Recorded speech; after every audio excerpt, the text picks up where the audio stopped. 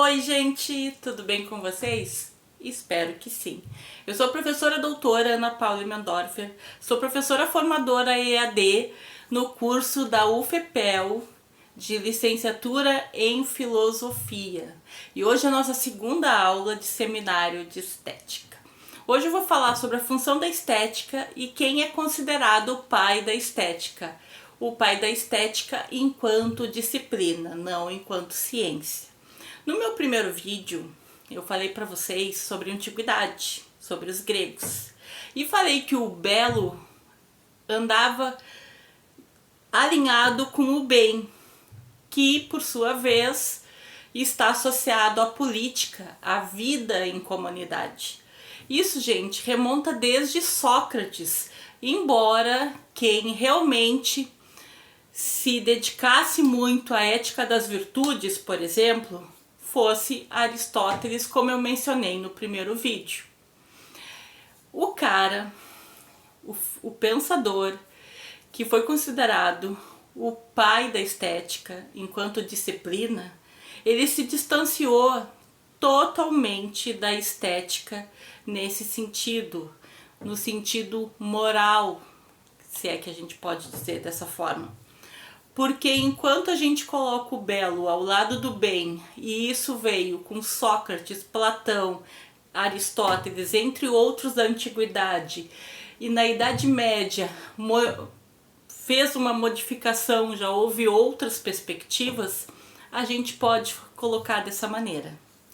O nome do filósofo é Alexander Baumgarten, e ele escreveu um livro sobre estética em duas partes, em 1750 e em 1758, que foi uma obra inacabada. Na sua primeira parte, ele fala sobre uma estética de forma teórica, que ali ele fala do belo, da noção de gosto e da noção de habilidades artísticas. Baumgarten se aproximava não, né? Na realidade, quem se aproximou dele foi Immanuel Kant, um filósofo que viveu um pouco depois. 4 décadas depois, Immanuel Kant apareceu e fez um vínculo da estética de Baumgarten com um dos seus juízos e separou a noção do belo como representação de um lado e como gosto de outro. A representação, gente, costuma ser algo muito objetiva. É uma mimesis que também era feita lá na antiguidade. Lembram do mito da caverna, que é tão falado? Pois bem, que eu também vou falar aqui provavelmente na próxima aula. Sim, o Platão não dizia que nós vivemos cópias, que tudo que nós temos nesse mundo que a gente vive é cópias? Pois bem, o mimesis é uma imitação, é uma cópia. E no campo da estética do belo não é diferente. E isso deveria ser, pelo menos deveria ser, objetivo. Mas a noção de gosto, gente, ela é subjetiva. E aí que entra uma outra noção. Se a noção de gosto é subjetiva, como que a gente vai racionalizar a estética? Considerando que Baumgarten queria fazer uma reflexão racionalizada da estética e trouxe a estética sob um ponto de vista antropocêntrico. Além disso, Baumgarten queria fazer uma gnoseologia sobre a noção de estética. O que significa? Bom, ele queria saber a origem, a natureza, entre outras coisas, também o ato cognitivo. Aí eu pergunto para vocês, tudo bem que a representação a gente até pode avaliar de forma objetiva, mas nem sempre se consegue fazer isso de forma cognitiva. E a questão da subjetividade? Como que a gente vai avaliar o subjetivo de forma objetiva? Entendem? O que eu gostaria de trazer para vocês? Baumgarten queria ir além da noção do belo como uma ideia de exterior com interior, com uma ideia relacionada ao bem, com uma ideia relacionada ao útil, ao utilitarismo e à noção de moral. Ele queria saber como que a cognição compreende o belo, sendo que, ao longo dos tempos, as pessoas foram vivenciando isso ou fazendo, né, sendo artistas, e a gente não tem uma noção clara das coisas ainda. Além disso, pelo que se escreve, pelo que se lê do Baumgarten, ao que parece, ele tinha uma ideia, gente, que como se a estética se vinculasse à vida do indivíduo, do sujeito, do indivíduo. E aí, como isso funciona, professora? Bom, certa vez uma psicanalista me falou o seguinte: Ana, sabia que as melhores obras são aquelas feitas que têm relação com as experiências, as vivências que as pessoas têm? E eu fiquei pensando sobre aquilo, foi nos meus primeiros anos dando aula. E realmente, depois eu comprovei que aquilo tinha relação. E aquilo foi marcando cada vez mais, principalmente na área das artes, na área do teatro, na área do cinema. E aí eu comecei a notar que algumas pessoas se escondem atrás de algumas máscaras, de algumas representações, para não mostrarem suas verdadeiras essências. Então, voltando ao Baumgarten. O Baumgarten queria saber qual é a origem e a natureza do belo, certo? E aí ele queria saber como que o ato cognitivo funcionava nisso.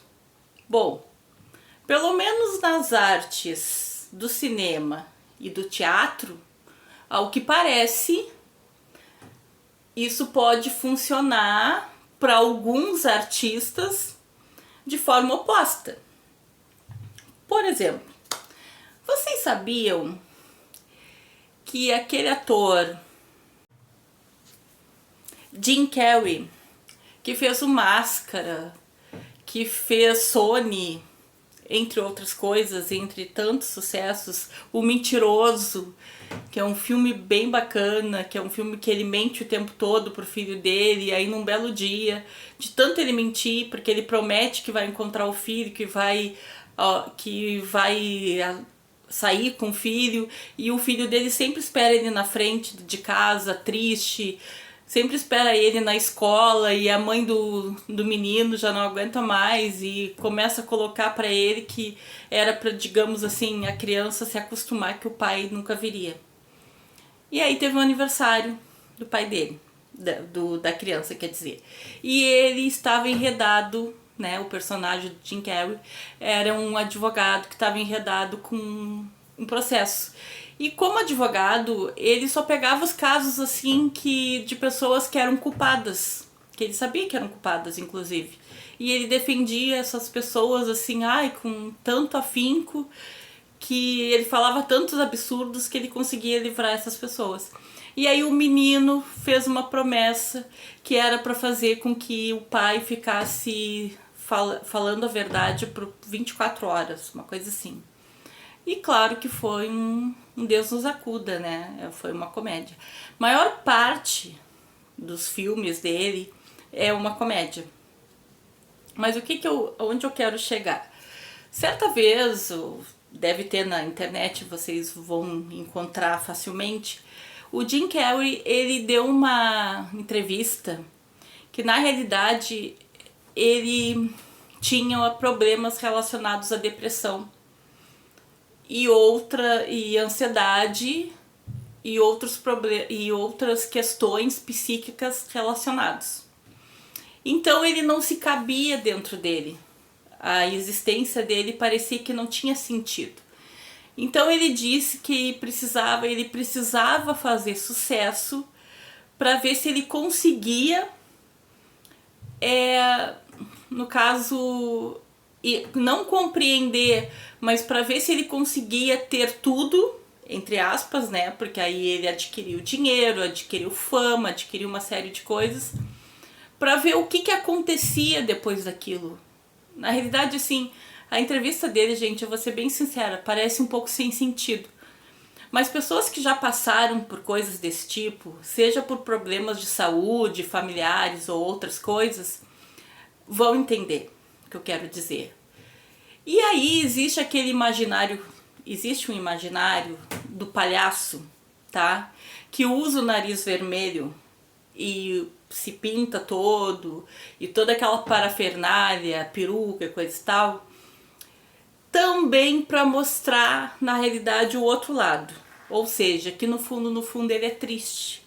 Tanto que se vocês forem procurar na internet a imagem, o palhaço triste, o palhaço que no fundo é triste, uma coisa assim, colocarem coisas assim no Google, vocês vão ver que o palhaço na realidade ele esconde uma essência que é ansiosa, que é depressiva, certo? Entre outras coisas, mas para aparenta aos outros que é feliz e é alegre. Aqui no Brasil nós tivemos agora há pouco tempo o caso do artista, né, o Whindersson Nunes, que se internou voluntariamente para tratar de depressão e outros problemas relacionados. Na realidade, até onde eu sei, o Whindersson é um menino muito talentoso, mas que ao longo dos anos não conseguiu lidar com a fama, porque ele ficou famoso muito rapidamente. Principalmente porque ele começou a fazer vídeos, né? Ele é influencer, enfim. A primeira coisa que ele se tornou foi influencer, depois ele veio fazer outras coisas. Ele começou a fazer vídeos no quarto dele, e ele veio de uma origem muito humilde.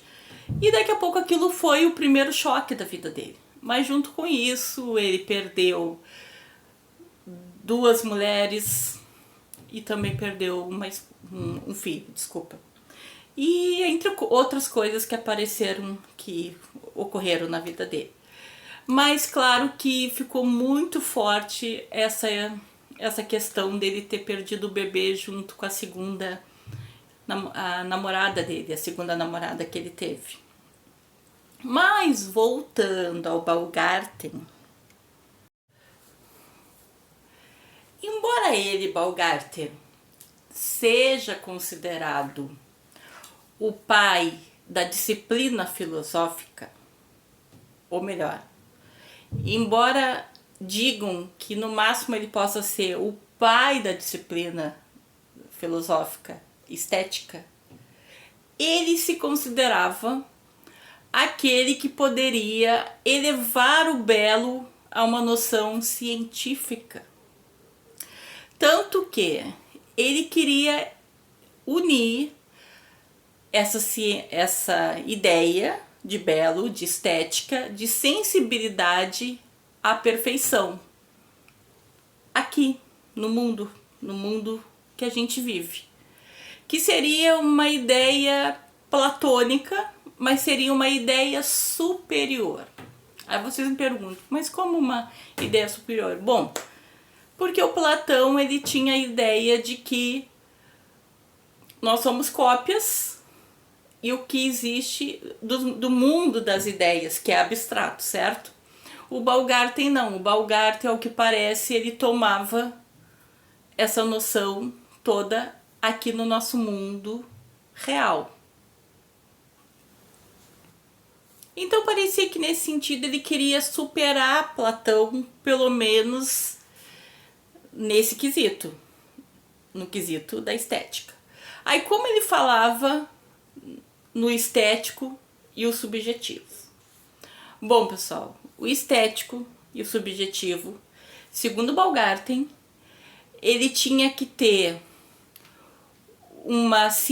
era uma ciência, não especificava que exatamente era uma ciência do belo, mas algo que poderia ser considerado filosoficamente sem ter aquilo que eu falei para vocês na primeira aula, no caso, a interferência do senso comum, do vulgar, do cotidiano.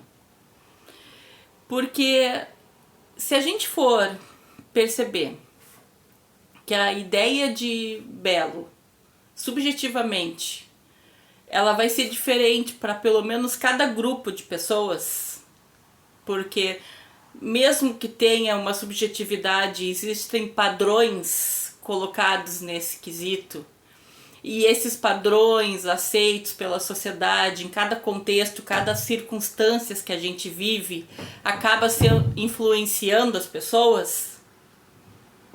Ainda assim, o Baumgarten queria que houvesse uma ciência universal da estética. A questão é, como que nós vamos universalizar algo que tem tantas nuances e que pode ser abordado de tantas maneiras? Tantas possibilidades como artes plásticas, cinema, teatro, artes visuais, entre outras. Mas o jovem Baumgarten, gente, ele não queria só superar Platão, ou melhor, ele não estudava apenas Platão, ele estudava também o seu discípulo, Aristóteles, mais especificamente a lógica aristotélica. Por quê? Porque na realidade ele achava que poderia fazer um novo órgão. Vocês sabem, ou não, que órgão significa instrumento, que foi um dos livros que os discípulos de Aristóteles fizeram um compilado de lógica depois da sua morte e que, claro, sobreviveu na Idade Medieval. Voltando ao Baumgarten, quando ele tinha 21 anos de idade, ele fez essa tese sobre poesia, onde ele dizia que a poesia era um discurso conexo às representações.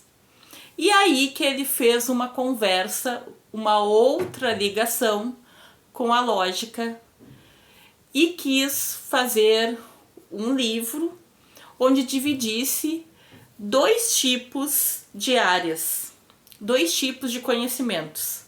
Um conhecimento mais inferior, que tratava mais da percepção, e um conhecimento superior que seria racional, onde ele iria dividir a ciência da estética. A gente não pode esquecer, gente, que o termo estética de fato veio aí com Baumgarten no século XVIII, mais ou menos em 1750, ok? Porque na antiguidade eles chamavam só como o belo, algo sublime ou qualquer outro termo que sinceramente eu nem saberia dizer para vocês. Ou aquele termo que eu falei na primeira aula, calocagatia, que tem a ver o belo com o bom, ou melhor, o belo e o bem, que é ser belo e ser correto, certo? Mas voltando à lógica do Baumgarten, o que ele queria? Ele queria pegar e fazer um novo órgão, como eu já disse, onde ele colocaria a estética como uma ciência propriamente dita e que não poderia ser subordinada de forma alguma a nenhuma outra área semelhante a ela. Que ela tivesse o seu lugar na reflexão filosófica, sabe? A questão é, como ele iria fazer isso? Bom, pelo visto, ele não teve tempo suficiente. Enfim, a noção de estética, gente, ela mudou e vem mudando ao longo dos tempos. Eu falei para vocês na primeira aula sobre a ideia dos antigos. Falei para vocês sobre o mito avaliado a partir do Hesíodo. o poeta. Falei a vocês, fiz uma conexão com a nossa atualidade em como a beleza é objetificada, principalmente a beleza feminina. Como a mulher é vista e como existe uma ideia em nosso torno em que a gente sempre tem que ser jovem, bonita, inteligente, tem que estar disposta, mesmo com todas as coisas que nós temos que fazer. Porém, eu deixei claro na webconferência de vocês que isso não é um problema só do gênero feminino. Os homens também sofrem com algumas coisas, como, por exemplo, desde muito jovens não podem chorar, não podem mostrar que são sensíveis, porque senão são ditos como fracos, entre outras coisas. Muitas vezes as suas identidades, suas orientações sexuais são colocadas em xeque. Um absurdo que na realidade não deveria ser nem questionado, mas são colocados. Voltando ao Baumgarten, pessoal, o que temos de fato é que esse filósofo do século XVIII, ele colocava a beleza como sublime e colocava a beleza como um sinônimo da perfeição.